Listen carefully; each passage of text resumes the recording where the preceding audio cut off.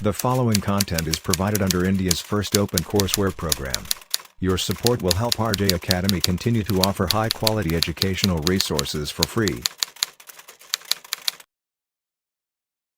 Quantum chemistry के इस course में सबसे पहले हम लोगों ने फिलोसफी ऑफ क्वांटम केमिस्ट्री को समझा। उसके बाद आप लोगों ने ऑपरेटर अलजेब्रा पढ़ा और ऑपरेटर अलजेब्रा को पढ़ते वक्त क्वांटम केमिस्ट्री में जितनी भी बेसिक बातें होती है वो सभी बेसिक बातें हम लोगों ने ऑपरेटर अलजेब्रा के साथ कवर की। उसके बाद हम लोगों ने पोस्टुलेट ऑफ क्वांटम केमिस्ट्री को पढ़ा और postulate of quantum of chemistry के अंदर आपके पास 4 मॉडल्स थे जिनकी स्टडी हम लोग with the help of Schrodinger equation पिछले 3-4 लेक्चर से कर रहे हैं और अभी तक पार्टिकल इन बॉक्स मॉडल को हम लोग कंप्लीटली पढ़ चुके हैं। आज इस क्लास के अंदर आपको कुछ क्वेश्चंस कराऊंगा जो प्रीवियस ईयरली आपसे पूछे गए थे CSIR नेट के अंदर, गेट के अंदर या फिर IIT जैम के अंदर particle in 1D box model से। तो चलिए शुरू करते हैं आज की क्लास।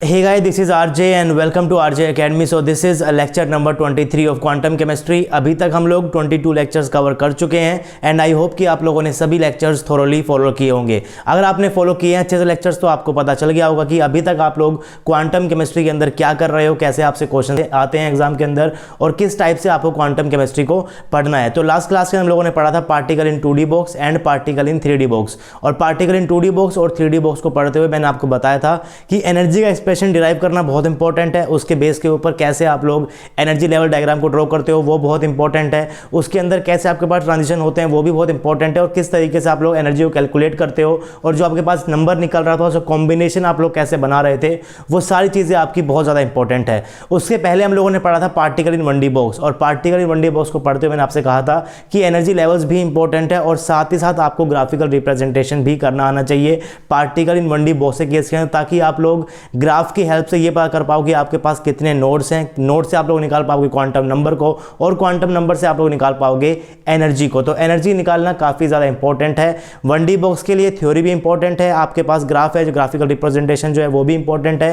2D बॉक्स और 3D बॉक्स के लिए आपका डीजेनेरेसी कंसेप्ट काफ़ी ज़्यादा इंपॉर्टेंट है।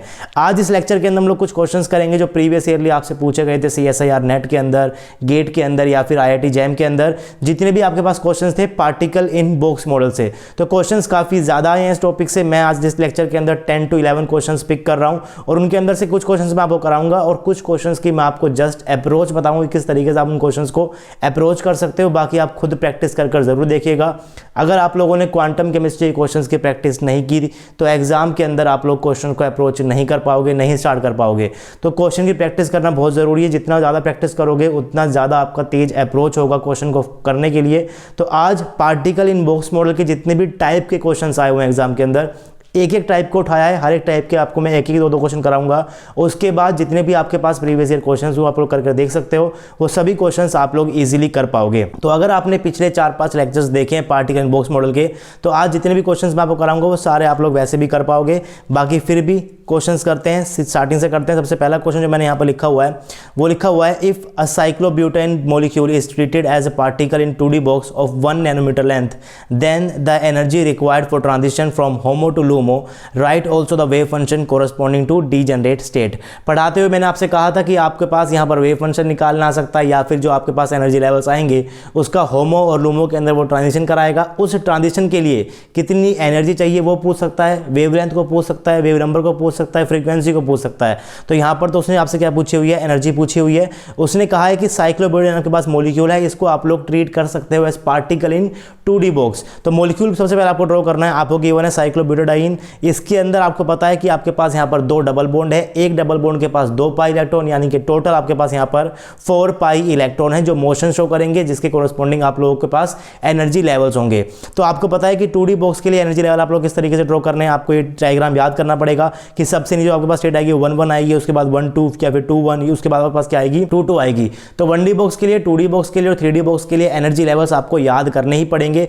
1D बॉक्स का ईजी है, याद हो जाएगा। 2D स्क्वायर बॉक्स का याद कर लो और 3D क्यूबिक बॉक्स का याद कर लो। अगर आपके पास रेक्टेंगुलर बॉक्स आएगा या फिर क्यूबॉइडल बॉक्स आएगा, उस केस के लिए आप लोग अपने एनर्जी एक्सप्रेशन को वहीं एग्जाम सेंटर में बैठकर डिराइव कर लेना और अपने एनर्जी लेवल्स को वहीं पर ही बैठकर ड्रॉ कर लेना। अगर उस टाइप का क्वेश्चन आएगा तो आपको ऑफकोर्स बाकी क्वेश्चंस ईजी मिलेंगे, आप लोग वहां पर टाइम यूटिलाइज कर सकते हो। अगर कोई टाइम कंज्यूमिंग क्वेश्चन होता है आपके पास एग्जाम पेपर के अंदर, तो उसके रिस्पेक्टिव में एक ईजी क्वेश्चन जरूर डाला जाता है। ऐसा नहीं है कि सारे के सारे क्वेश्चंस आपको लेंथी दे देगा वो, राइट। तो अगर क्यूबॉइडल बॉक्स आए या फिर रेक्टेंगुलर बॉक्स आए, उस केस के अंदर आपको एनर्जी लेवल का जो एक्सप्रेशन है वो खुद से बनाना है। लेकिन क्यूबिक बॉक्स का और स्क्वायर बॉक्स का आप लोग एज इट इज याद कर लो। जैसे कि स्क्वायर बॉक्स का आपके पास क्या था, सबसे नीचे आएगी 1 1 स्टेट, उसके ऊपर आएगी 1 2 या फिर 2 1 और उसके ऊपर आपके पास क्या आएगी 2 2 आएगी। तो आपके पास मॉलिक्यूल है साइक्लोब्यूटाडाइइन, यानी कि इसके पास है 4 इलेक्ट्रॉन्स। तो 4 इलेक्ट्रॉन्स को आपको भरना है एनर्जी लेवल्स के अंदर। और आपको पता है कि इलेक्ट्रॉन को फिल करते हुए आपको ध्यान रखना है कि इलेक्ट्रॉन्स का आप लोग पहले पेयर बनाओगे। अगर आपके पास कोई डीजनरेट लेवल है,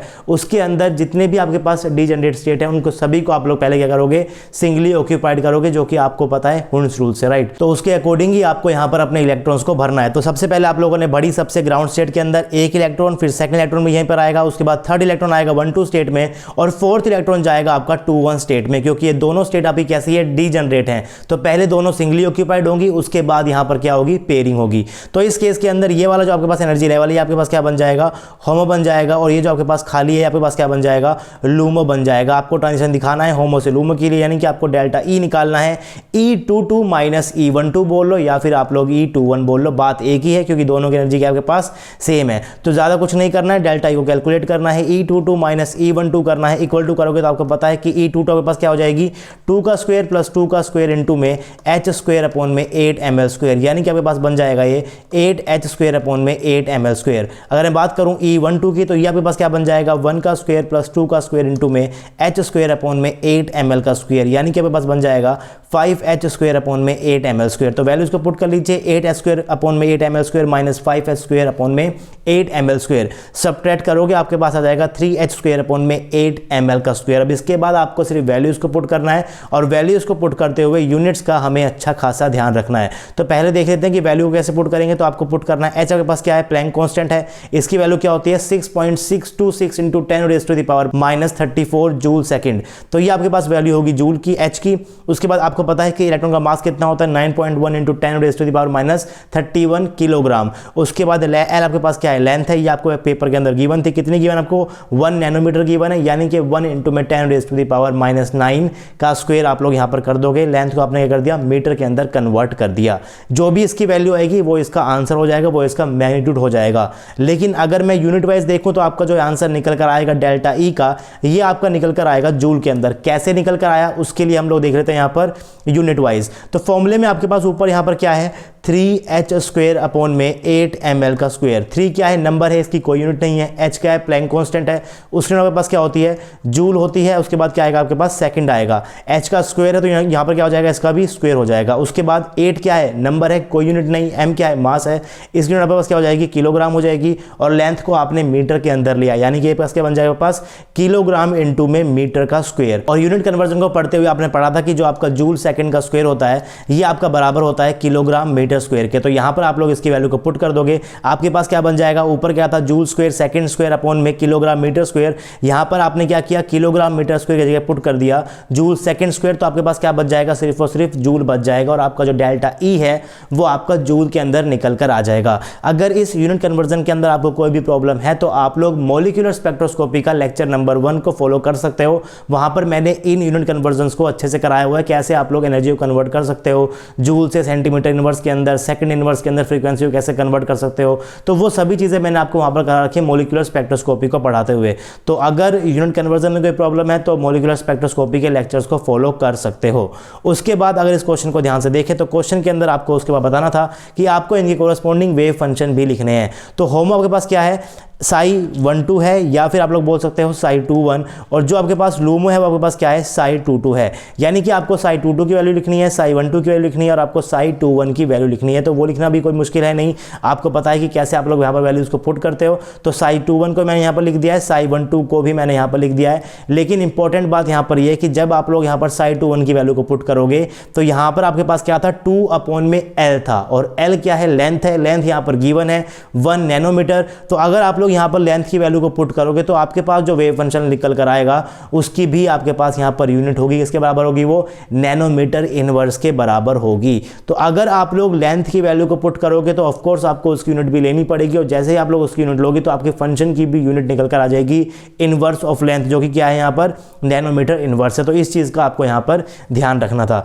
उसके बाद आगे बढ़ते हैं, नेक्स्ट क्वेश्चन देखते हैं। नेक्स्ट क्वेश्चन आपके पास सामने यहाँ पर है, गेट 2017 का क्वेश्चन क्या है, assume 135 hexatriene to be linear molecule and model the pi electron s particle in 1D box of length 0.70 nanometer, the wavelength corresponding to transition from the ground state to the first excited state is। तो बिल्कुल same question जैसा आपके पास पहले question था, उसके अंदर आपके पास 4 electron थे, यहाँ पर आपके पास क्या है, 6 इलेक्ट्रॉन है। वहाँ पर आपके पास पार्टिकल जो था वो 2D बॉक्स का था, यहाँ पर आपके पास पार्टिकल क्या है, 1D बॉक्स का है। तो 1D बॉक्स के तो एनर्जी लेवल आपके पास और भी आसान बन जाते हैं। तो एनर्जी लेवल आपको ड्रॉ करने हैं 1D बॉक्स से कोरस्पॉन्डिंग, उसके बाद आपको 6 इलेक्ट्रॉन्स यहाँ पर फिल करने हैं। जैसे आप लोग भरते हो 1 2 3 4 5 6 होमो निकल जाएगा, लूमो निकल जाएगा, उनके बीच का गैप निकल जाएगा, और उस डेल्टा ई को आप लोग बराबर कर दो HC में लैम्डा के। यहाँ से आप लोग क्या निकाल लोगे, लैम्डा को भी निकाल लोगे, यानी कि अपनी वेवलेंथ जो उसने पूछा है उसको भी आप लोग निकाल लोगे। तो जैसा आपने डेल्टा ई निकाला था लास्ट क्लास के अंदर, बिल्कुल वैसे ही लास्ट क्वेश्चन के अंदर बिल्कुल वैसे ही आपको यहाँ पर निकालना है।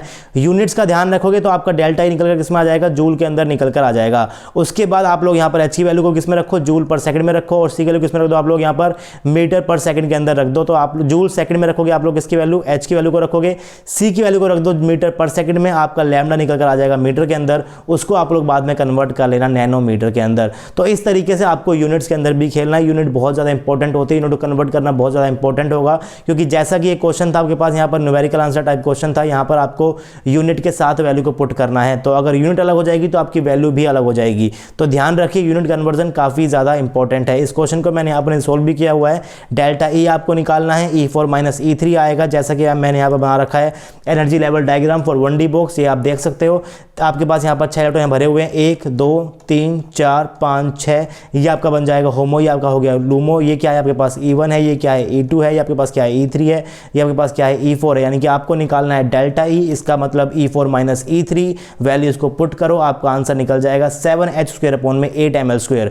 इसको मैंने बराबर कर दिया HC में लैम्डा के। तो जैसा आप लोग कर रहे थे, m की वैल्यू को kg के अंदर लो, लेंथ की वैल्यू को मीटर में लो, c की वैल्यू को मीटर पर सेकंड में लो, h की वैल्यू को जूल सेकंड में लो, आपका लैम्डा निकल कर आ जाएगा मीटर के अंदर। और जैसे ही आपका लैम्डा मीटर में आएगा, आप लोग इसको नैनोमीटर के अंदर कन्वर्ट कर उसकी वैल्यू को आंसर के वहां पर पुट कर दोगे, आपका आंसर करेक्ट हो जाएगा। लेकिन आपको यहाँ पर सारी चीजें पता होनी चाहिए कि कैसे आपको क्वेश्चन को अप्रोच करना है। किसी भी पार्ट में कोई गलती होगी तो आपका पूरा की पूरा क्वेश्चन क्या हो जाएगा, गलत हो जाएगा। तो ध्यान रखना, बिल्कुल भी सिली मिस्टेक्स नहीं करनी है, एक प्रॉपर वे के अंदर क्वेश्चन को अप्रोच करना है। जैसे करते हैं सारे क्वेश्चन को उसी तरीके से हमें करना है। क्वेश्चन नंबर 3 यहाँ पर देखते हैं, the difference in the ground state energies kilojoule per mole में निकालना है of an electron in 1 dimensional boxes of length 0.2 nanometre and 2 nanometre. आपको डिफरेंस बताना है कि आखिर ग्राउंड स्टेट एनर्जी में डिफरेंस क्या होगा। अगर आपके पास 2 बॉक्स की बने अलग अलग, एक की लेंथ 0.2 नैनोमीटर है और एक की लेंथ क्या आपके पास 2 नैनोमीटर है, यानी कि आपको निकालना है एनर्जी ऑफ ग्राउंड स्टेट जब आपके पास बॉक्स की लेंथ क्या है L1 है, minus energy of ground state जब आपके बॉक्स की लेंथ क्या है L2 है। L1 भी गिवन है 0.2 नैनोमीटर, L2 भी आपको गिवन है 2 नैनोमीटर। क्वेश्चन आपके पास किसका है, ये IIT गेट 2015 का है, रिसेंट ही है। तो आपके पास CSIR नेट के अंदर ये रिपीट हो भी सकता है। तो क्वेश्चन तो कुछ भी मुश्किल नहीं है, क्वेश्चन में आपको कुछ भी नहीं करना है। ग्राउंड स्टेट के लिए निकालनी है 1D बॉक्स के लिए, तो n आपके पास क्या हो जाएगा, 1 हो जाएगा। आपको पता है कि En आपके पास क्या होता है, n का स्क्वायर h का स्क्वायर अपॉन में 8 ml का स्क्वायर होता है। अगर n की वैल्यू 1 हो गई तो En आपका क्या हो जाएगा, h स्क्वायर अपॉन में 8 ml का स्क्वायर हो जाएगा। अगर मैं लेंथ को L1 बोल रहा हूं तो आपका En क्या हो जाएगा, En हो जाएगा आपके पास h स्क्वायर में अपॉन में 8 ml 1 का स्क्वायर। अगर मैं बोल रहा हूँ इसको L2 का बॉक्स आपके पास है तो आपके पास ये क्या हो जाएगा h स्क्वायर अपॉन में 8mL2 का स्क्वायर। अब आपको निकालना है ग्राउंड स्टेट के, तो यहाँ पर क्या निकल जाएगी, ग्राउंड स्टेट की एनर्जी निकाली है मैंने, इनको क्या लिया है 1 लिया हुआ है। यहाँ पर बॉक्स की लेंथ क्या है L1 है, यहाँ पर बॉक्स की लेंथ पास क्या है L2। दोनों को यहाँ पर सब्सट्रैक्ट कर दो, दोनों का डिफरेंस आ जाएगा, वही आपसे इस क्वेश्चन के अंदर पूछा गया है। तो इस क्वेश्चन को भी मैंने यहाँ पर अच्छे से सोल्व किया हुआ है, देख सकते हो आप लोग। इस नोट्स को आप लोग डाउनलोड कर सकते हो डिस्क्रिप्शन बॉक्स में जाकर, वहाँ पर आपको नोट्स मिल जाएंगे। तो कुछ क्वेश्चंस मैंने उसके अंदर सोल्व किए हुए हैं, जैसे कि आप लोग यहाँ पर देख सकते हो मैंने आपको तीनों क्वेश्चन सोल्व कर दिखाए हैं। तो कुछ क्वेश्चन सोल्व किए हुए हैं, कुछ क्वेश्चन मैंने सोल्व नहीं किए हुए, ताकि आप लोग खुद उनकी प्रैक्टिस कर देख लो, क्योंकि प्रैक्टिस करना बहुत ही ज़्यादा इंपॉर्टेंट है क्वांटम केमिस्ट्री को पढ़ते वक्त। क्वेश्चन नंबर 3 यानी कि क्वेश्चन नंबर 4 में यहाँ पर देख रहा हूँ, मैंने यहाँ पर 3 लिखा हुआ, लेकिन क्वेश्चन नंबर क्या है 4 है। क्वेश्चन नंबर सामने क्या है, for the energy level 2h square upon में ma square the probability of particle of mass m over the length a of 1 dimensional box is depicted bye. आपको यहाँ पर एनर्जी लेवल गिवन है, आपको निकालना है कि प्रोबेबिलिटी आप लोग कैसे निकाल सकते हो। तो प्रोबेबिलिटी निकालने का आपके पास फॉर्मूला था, क्या फॉर्मूला आपके पास यहाँ पर है, साई स्टार डी टाउ। इस तरीके से आप लोग क्या निकालते थे, प्रोबेबिलिटी को निकालते थे। यानी कि प्रोबेबिलिटी को निकालने के लिए आपको चाहिए फंक्शन, और फंक्शन को निकालने के लिए आपको चाहिए कौन से लेवल की आप बात कर रहे हो, कौन से स्टेट की आप बात कर रहे हो। उसके लिए यहाँ पर क्या गिवन है आपके पास, एनर्जी लेवल गिवन है। तो इस एनर्जी लेवल की हेल्प से आप लोग क्या निकालने वाले हो, फंक्शन को निकालने वाले हो। फंक्शन को निकालने के बाद प्रोबेबिलिटी को आप लोग कैसे बताओगे, सिर्फ उतना ही आपको यहाँ पर बताना था। थ्योरेटिकल क्वेश्चन आया था गेट 2003 के अंदर। आगे बढ़ते हैं, क्वेश्चन नंबर 4 को देखते हैं। क्वेश्चन नंबर 4 में आपसे लिखा हुआ है, in the units of h square upon में 8ml का square the energy difference between the level corresponding to 3 and 2 node eigen functions for the particle mass m in 1 dimensional box of length l। तो 1D को पढ़ाते हुए graphical representation के ऊपर focus कराया था। इसका मतलब क्या था कि ग्राफ्स इंपॉर्टेंट थे। ग्राफ इंपॉर्टेंट क्यों, क्योंकि वहां पर आप लोग देख के बता सकते थे कि इस लेवल के पास कितने नोड हैं। अगर आपको नोड पता चल जाए तो आप लोग बता सकते हो कि इसका प्रिंसिपल क्वांटम नंबर क्या है, या फिर आपको क्वांटम नंबर दे दे तो आप लोग वहां से नोड को भी कैलकुलेट कर सकते हो। इस क्वेश्चन के अंदर आपको गिवन है नोड क्या है, तो आपको पता है कि जो आपके पास नोड्स होते हैं उसका फॉर्मूला होता है n-1। अगर आपके पास नोड 3 है, इसका मतलब 3 क्या हो गया n-1, n क्या निकल जाएगा पास 4 निकल जाएगा। यानी कि 4th क्वांटम नंबर वाले लेवल के पास आपके पास नोड कितने आएंगे, 3 आएंगे। सेम उसी तरीके से अगर मैं बात करूंगा n=3 लेवल की, तो उसके अंदर कितने नोड आपके पास होंगे, 2 नोड हो जाएंगे। यानी कि आपको n=3 लेवल की कोरस्पॉन्डिंग आपके पास एनर्जी है, मान लीजिए आपके पास कितनी होगी, E3 होगी। और आपके पास जो n=4 एनर्जी लेवल की जो आपके पास एनर्जी है, मान लीजिए कितना आपके पास यहाँ पर है, E4 है। और आपसे क्या पूछा गया है, E4 माइनस का E3 पूछा गया है, वो भी h स्क्वायर अपॉन में 8ml स्क्वायर की यूनिट्स के अंदर। यानी कि अगर आपका आंसर निकलता आता है 25h स्क्वायर अपॉन में 8ml का स्क्वायर, तो आपका आंसर क्या हो जाएगा यहाँ पर 25, यहाँ पर इसका आंसर हो जाएगा। तो E4 माइनस E3 निकालना है 1D बॉक्स के लिए, बिल्कुल भी मुश्किल नहीं है। क्वेश्चन को कर देखिए, जो भी आपका आंसर निकल कर आता है उसे कमेंट बॉक्स के अंदर जरूर कमेंट कीजिए, ताकि जो बच्चे सॉल्व नहीं कर पा रहे हैं उनकी थोड़ी सी हेल्प हो जाए। आगे बढ़ते हैं, क्वेश्चन नंबर 5 को देखते हैं। 5 क्वेश्चन के सामने यहाँ पर लिखा हुआ है, the degeneracy of quantum mechanical particle of a cubic box having energy 4 times than the ground state energy is. GATE का एक क्वेश्चन था और सेम ये क्वेश्चन आपके पास नेट में रिपीट हुआ था, कुछ भी डिफरेंस नहीं है। यहाँ पर आपको 4 टाइम्स गिवन था और यहाँ पर क्या गिवन है, सिर्फ और सिर्फ 2 टाइम गिवन है। तो गेट के क्वेश्चन एज सच नेट में रिपीट होते हैं, क्वांटम केमिस्ट्री के, थर्मोडायनामिक्स के स्पेशली। अगर गेट के अंदर क्वेश्चन आया हुआ है क्वांटम केमिस्ट्री का, तो वो कभी ना कभी आपसे नेट के अंदर पूछा जा चुका है या फिर पूछा जाएगा। थर्मोडायनामिक्स का भी सेम है, अगर थर्मोडायनामिक्स का क्वेश्चन आता है गेट के अंदर, तो वो भी आपके पास CSIR नेट के अंदर जरूर आपके पास आएगा। तो इस क्वेश्चन को कैसे करना है, द डीजनरेसी बतानी है आपको उस स्टेट की क्यूबिक बॉक्स से कॉरस्पॉन्डिंग। जब कह रहे हो कि ये आपसे कह रहा है कि आपको एक ऐसी स्टेट की डीजनरेसी बतानी है जिसकी एनर्जी आपकी बराबर है 4 टाइम्स इनटू में ground state energy in case of cubic box. और आपको पता है कि क्यूबिक बॉक्स के लिए ग्राउंड स्टेट की एनर्जी आपके पास क्या होती है, आपको पता है क्या होगी, 3h स्क्वायर अपॉन में 8ml का स्क्वायर होगी। तो यहाँ पर वैल्यू को पुट कर दीजिए, आपके पास एनर्जी आ जाएगी 12h स्क्वायर अपॉन में 8ml का स्क्वायर। अब इस एनर्जी के टर्म्स में आप लोग क्या निकालते हो, कॉम्बिनेशन बनाते हो, कॉम्बिनेशन से आप लोग क्या निकाल के देखोगे कि आपके पास जो एनर्जी लेवल आएगा उसकी डीजनरेसी कितनी है। तो इस टाइप की क्वेश्चन की मैंने आपको काफी प्रैक्टिस कराई थी लेक्चर्स लेक्चर्स को कराते हुए। तो अगर आपको इस क्वेश्चन में कोई दिक्कत है तो प्रीवियस लेक्चर को फॉलो कर सकते हो, वहां पर सेम इसी टाइप का क्वेश्चन मैंने आपको कराया हुआ है। Question number 6 exactly same type का है, वो क्वेश्चन भी आप लोग इजीली कर पाओगे। और जो भी आपका आंसर निकलता है क्वेश्चन नंबर 5 का, क्वेश्चन नंबर 6 का, उसे नीचे कमेंट बॉक्स के अंदर जरूर कमेंट करना। अब चलते हैं आगे, पढ़ते हैं नेक्स्ट क्वेश्चन को। नेक्स्ट क्वेश्चन आपके सामने क्या है? ए particle in 3D box, 3D cubic box of length L has the energy 14h² upon में 8 ml का square. The degeneracy of the state is. Net का क्वेश्चन है, बिल्कुल सेम है, आपको एनर्जी गिवन है 3D क्यूबिक बॉक्स के लिए 14h² अपॉन में 8 ml का स्क्वायर, ज्यादा कुछ नहीं करना है। nx का स्क्वायर प्लस ny का स्क्वायर प्लस nz का स्क्वायर आपको डायरेक्टली गिवन है, यहाँ पर 14 के बराबर है। तो 14 नंबर को यूज करते हुए आपको कॉम्बिनेशन बनाने हैं, एनर्जी लेवल को ढूंढना है और उसकी डीजनरेसी को आपको यहाँ पर बताना है। तो बिल्कुल भी मुश्किल आपके लिए क्वेश्चन नहीं होने वाला है। इस टाइप के क्वेश्चन की काफी प्रैक्टिस हम लोग क्लास के अंदर ही कर चुके हैं। तो क्वेश्चन को करना है, आंसर को कमेंट बॉक्स के अंदर कमेंट भी करना है। क्वेश्चन नंबर 8 आपके सामने क्या है? The ratio of energy of first excited state to the ground state of a particle in 3D box of length L and L/2। ये क्वेश्चन CSIR नेट फिजिक्स 2015 के अंदर आया था, काफ़ी ज़्यादा अच्छा ये क्वेश्चन है। मैं इस क्वेश्चन को समझा देता हूँ कैसे आपको इस क्वेश्चन को करना है। आंसर भी आपको मैंने यहाँ पर लिखा हुआ है, 3:2 इसका आंसर आएगा। आंसर पता होने के बाद क्वेश्चन को करना मुश्किल नहीं होता है, क्योंकि कंसेप्ट आपको पता है, आपको आंसर तक पहुँचना है। अगर आपका आंसर गलत आ रहा है मतलब आपने कुछ ना कुछ गलत किया है, तो आप लोग फिर कुछ नया ट्राई करोगे, फिर कुछ नया ट्राई करोगे और आप लोग इन द एंड सही अप्रोच तक पहुँच जाओगे। तो आंसर आपके सामने है 3:2। क्वेश्चन बहुत ही अच्छा है। आपको क्वेश्चन के अंदर गिवन था the ratio of energy of first excited state to the ground state of particle in 3D box of length L, यानी कि क्या गिवन आपके पास Lx गिवन है, ये आपके पास क्या है Ly है और आपके पास क्या है Lz है। तो Lz आपको पता है कितना, Lx आपके पास क्या है L है, Ly आपके पास क्या है L है और Lz आपके पास क्या है यहाँ पर L/2 है। तो इन लेंस का यूज करते हुए आपको अपने एनर्जी का एक्सप्रेशन बनाना है। एक्सप्रेशन बनाने के बाद आपको 3D बॉक्स के लिए एनर्जी लेवल्स को ड्रॉ करना है। और ड्रॉ करते वक्त जब आप कॉम्बिनेशन बनाओगे, जब आप लोग लोगे nx को 1 लोगे, ny को 1 लोगे, जब आप लोग क्या करोगे nz को 1 लोगे, तो यहाँ पर क्या निकालोगे आप लोग? अपनी एनर्जी को निकालोगे, यानी कि E1 को निकालोगे। उसके बाद nx को क्या करोगे आप लोग? 2 करोगे, ny को 1 रखोगे, nz को 1 रखोगे, अपनी क्या निकालोगे? एनर्जी को निकालोगे। फिर क्या करोगे? ny को 2 करोगे, nx को nz को 1 रखोगे, तो उससे क्या निकालोगे? एनर्जी को निकालोगे। तो वहां से आपके पास एक जनरल एक्सप्रेशन बन जाएगा एनर्जी का। उस एक्सप्रेशन से आप लोग निकालने वाले हो E1, E2, E3, E4। उसके बाद आप लोग उसे इंक्रीजिंग ऑर्डर के अंदर सेट कर देना। आपकी लोवेस्ट ग्राउंड एनर्जी निकल जाएगी और आपकी एक्साइटेड स्टेट एनर्जी भी निकल जाएगी।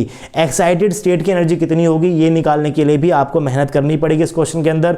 तो वो निकल जाने के बाद ग्राउंड स्टेट तो आपको पता ही है, सिर्फ उसका रेशो ही लेना है। लेकिन क्वेश्चन को कर जरूर देखिएगा। अगर आपने इस क्वेश्चन को कर देख लिया, दैट मीन्स आप लोगों ने जो आपके पास क्वेश्चन आते हैं एनर्जी लेवल के, उनको आप लोग आराम से कर पाओगे एग्जाम सेंटर के अंदर। तो दोनों क्वेश्चन काफी इंपॉर्टेंट है, दोनों को जरूर करके देखिएगा, आपके काफी ज्यादा हेल्पफुल होने वाला है। आगे बढ़ते हैं, नेक्स्ट क्वेश्चन को देखते हैं। For a particle of mass m confined in a rectangular box with side 2a and a, the energy and degeneracy of the first excited state respectively है। यहाँ पर बात कर रहा है रेक्टेंगुलर बॉक्स की, तो आपको क्या गिवन है? आपको Lx भी गिवन है और क्या गिवन है? आपको Ly भी गिवन है। पार्टिकल इन 2D बॉक्स की बात कर रहा है, एनर्जी बतानी है और आपको बतानी है डीजनरेसी फर्स्ट एक्साइटेड स्टेट के केस में, और आपके पास फर्स्ट एक्साइटेड स्टेट की आपको क्या बतानी है? डीजनरेसी बतानी है और आपको क्या बता देनी है? उसकी एनर्जी बता देनी है। तो दोनों चीजें निकालनी आपको आती है, कुछ भी नहीं करना है। अपने आपको खुद से क्या बनाना है? यहाँ पर एनर्जी का एक्सप्रेशन बनाना है। उसके बेस के ऊपर आपको क्या करना पड़ेगा? एनर्जी लेवल को ड्रॉ करना पड़ेगा, अपनी एनर्जी को कैलकुलेट करना पड़ेगा और जिस लेवल की यानी कि फर्स्ट एक्साइटेड स्टेट की आपको क्या बतानी पड़ेगी?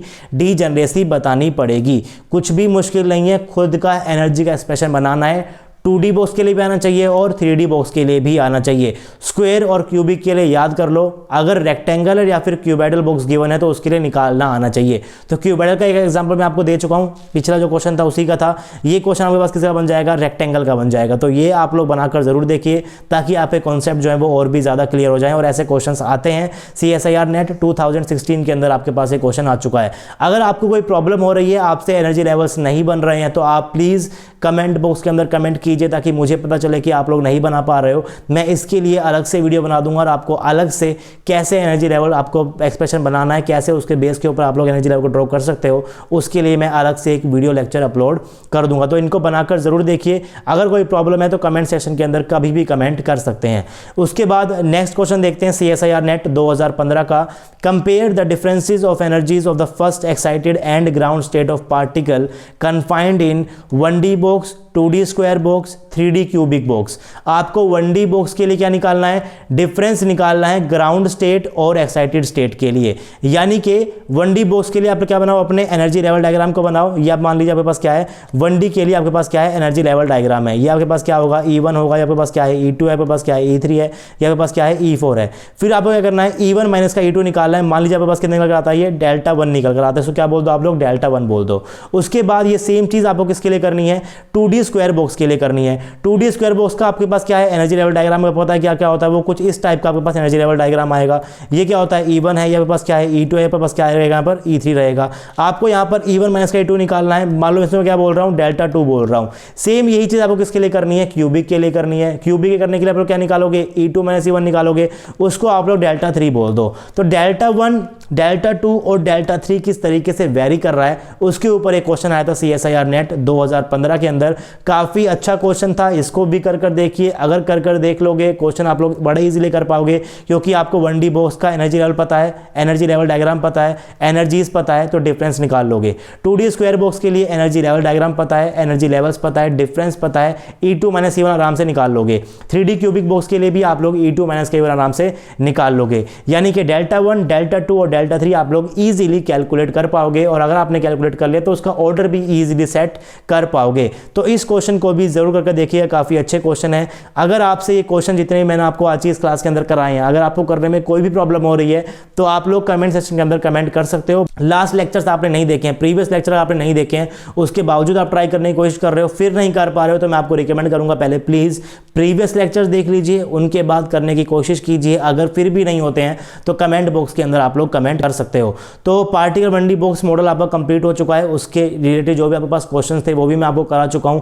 प्रीवियस ईयर के सारे क्वेश्चंस नहीं कराए, लेकिन जो जो टाइप के क्वेश्चंस आते हैं वो सारे टाइप मैंने आपको करा दिए हैं। तो अब आपके पास जितने भी बाकी जो क्वेश्चन जो मैंने नहीं कराए हैं उनको भी आप लोग इजीली कर पाओगे। कोई भी डाउट आता है कमेंट बॉक्स के अंदर कभी भी आप लोग कमेंट कर सकते हो। आई होप आपको ये वीडियो पसंद आया होगा, सारे के सारे क्वेश्चन समझ में आए होंगे। अगर समझ में आए हैं, वीडियो पसंद आया है, तो प्लीज वीडियो को लाइक कर देना। चैनल के ऊपर नए हो, सब्सक्राइब नहीं किया हो तो चैनल को सब्सक्राइब कर लो, और सब्सक्राइब करते हुए बेल आइकन को जरूर प्रेस करना, ताकि आपके पास नोटिफिकेशन पहुंच जाए जब भी मैं यहाँ पर कोई नया लेक्चर अपलोड करूँ। अगर आप चाहो तो आप RJ Academy को फाइनेंशियली सपोर्ट भी कर सकते हो। आप लोग हमें गूगल पे कर सकते हो, फोन पे कर सकते हो, और पेटीएम कर सकते हो। नंबर आपकी स्क्रीन पे है 9053519385। आपसे मिलेंगे नेक्स्ट वीडियो में, तब तक के लिए पढ़ते रहिए, पढ़ाते रहिए, खुश रहिए। Thank you.